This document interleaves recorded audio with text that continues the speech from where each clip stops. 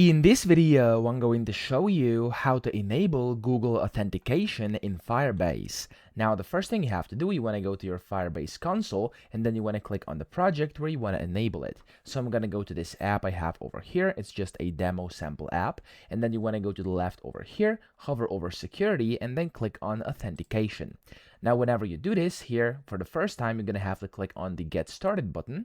And then from here, when this loads up, you'll see that you have the option to basically use the sign-in method up here. So there's going to be a bunch of different things. One of them under additional providers over here says Google. So if you want to basically enable Google Authentication, you want to click on Google over here.